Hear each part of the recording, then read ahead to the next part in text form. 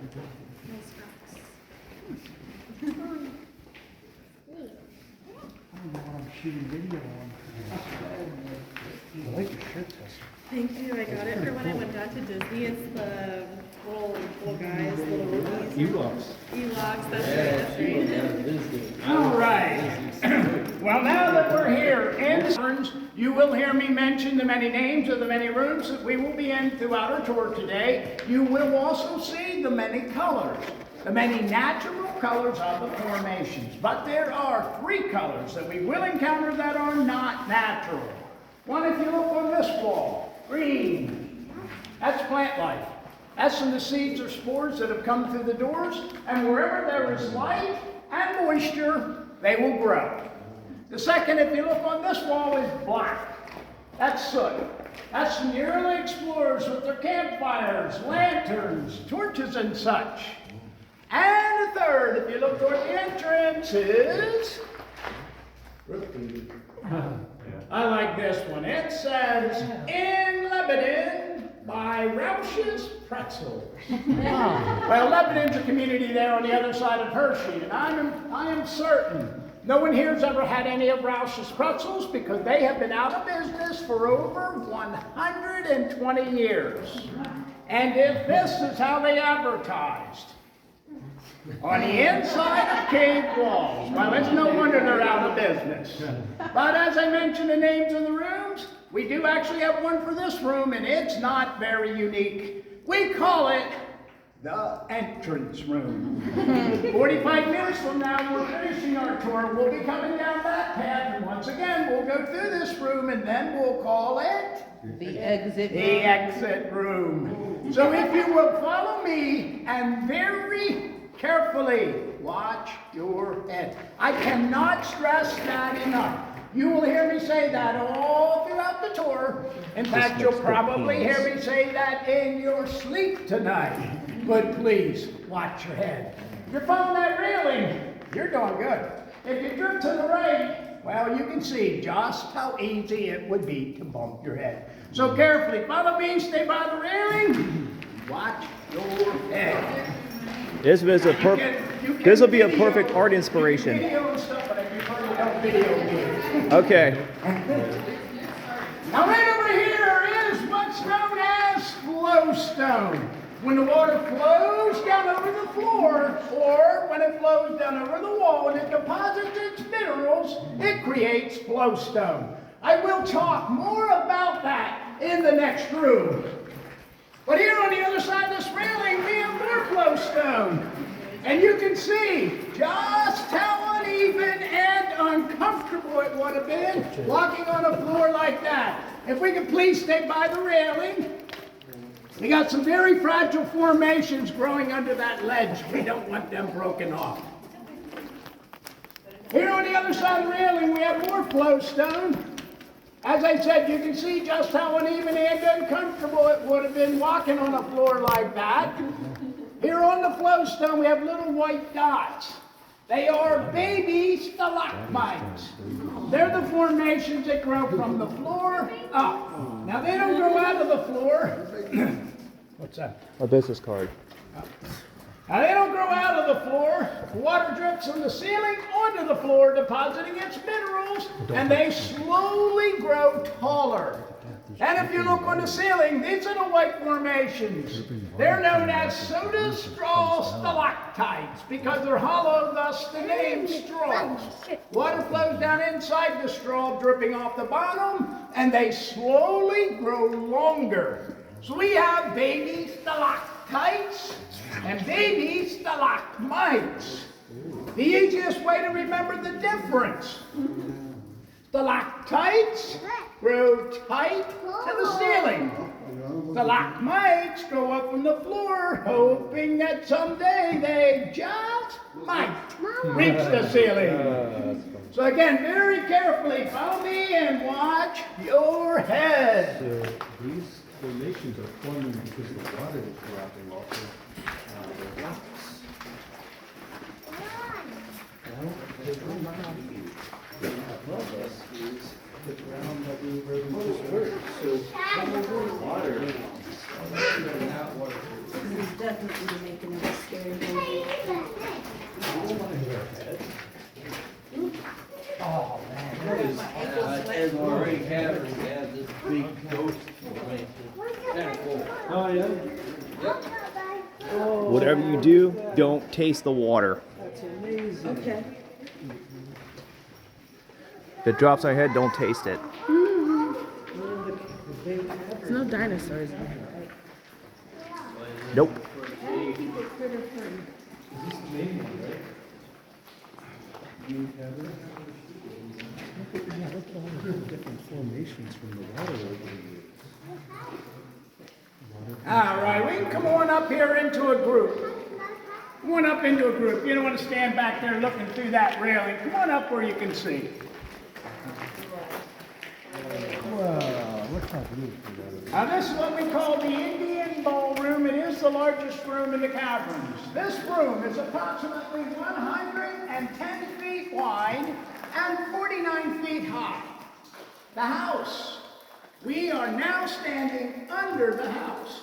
There is approximately 40 feet of limestone between the ceiling and that house, so they're up there about 89 feet.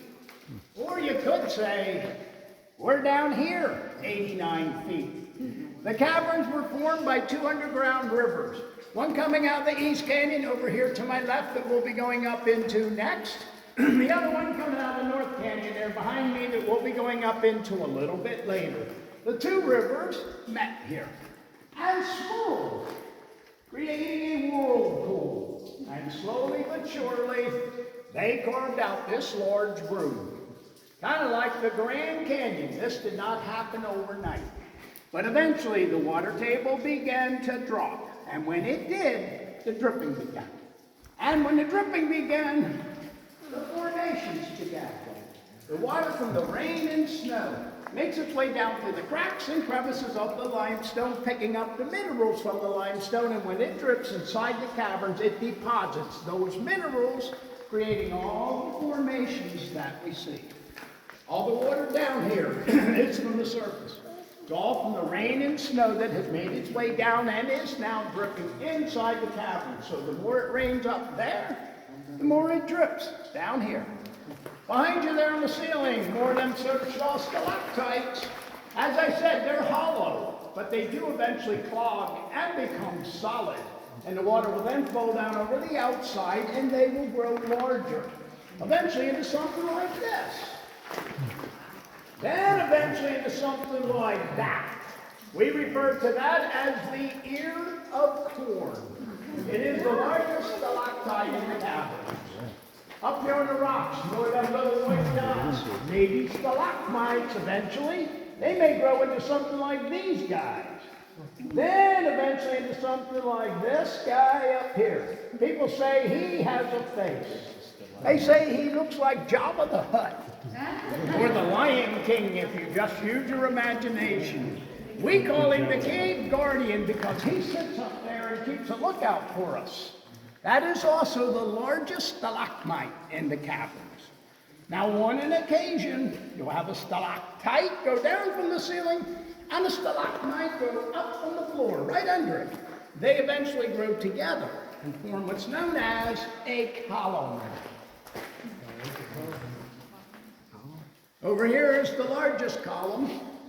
We call it the Tower of Babel. It's also the oldest formation. As that water began to drop, the dripping began. Or the Leaning Tower of formations Pisa. up there began forming long before the ones down here. More like Leaning Tower of Pisa. Whatever your imagination wants it to be.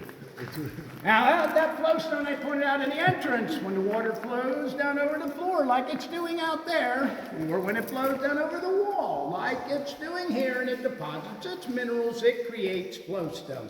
Flowstone is the fastest growing formation, which makes it the most, the most of it, I say. You will see the most of flowstone than you will of any other formation in the cavern. Makes the most abundant. Any questions? Yeah, I remember the Crystal Cave. I used to go there with my Yeah. dad, Well, I always like to remind everyone that Mother Nature did not make duplicates. There are no two alike. Each and every one of them are different. That's the same, no? No, they're all different in their own way. Some have more formations, some are larger, some are smaller, some are wetter, some are drier. There's just so many variables that there's no two alike. Mother Nature didn't make duplicates. So if you'll follow me, carefully watch your step, we'll go into the North Canyon, or the East Canyon. Ooh, spooky. Down into the shadow realm. Yeah. Hello. It's right in.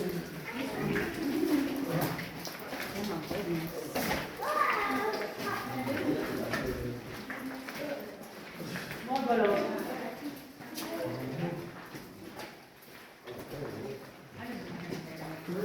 Wish you brought Alex.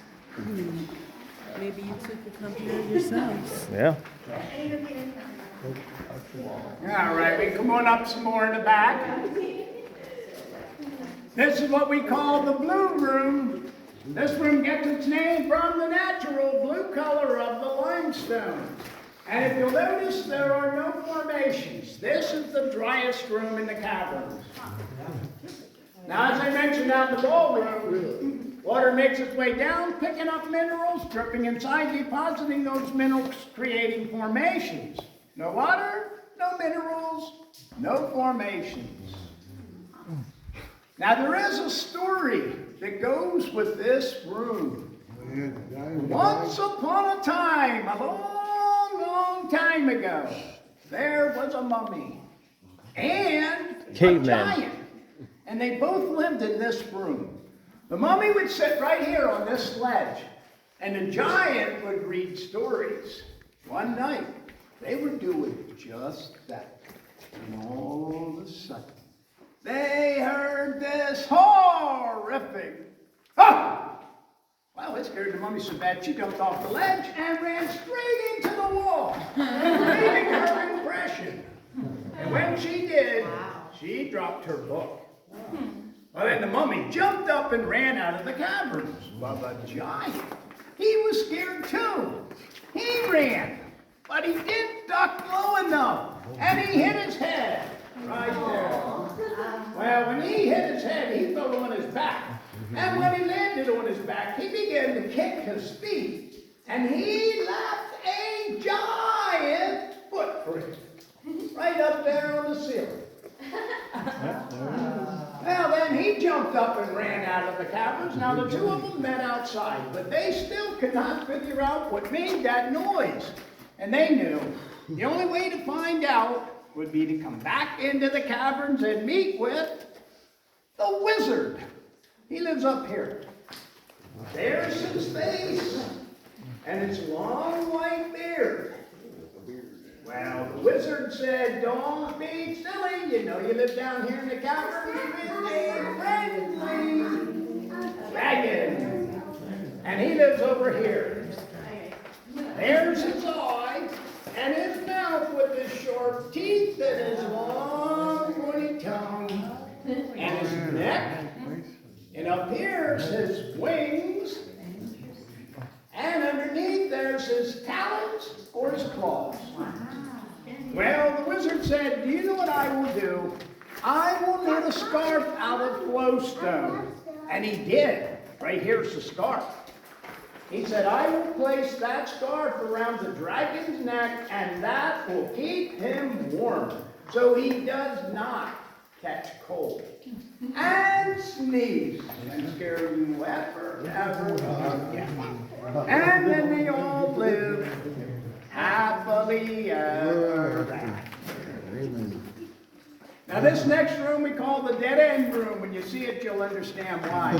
But we are going to experience total darkness. This is really neat. I just asked that if you have a cell phone, a wristwatch, a camera, anything that emits light, please make sure they're off so we don't see any of that light.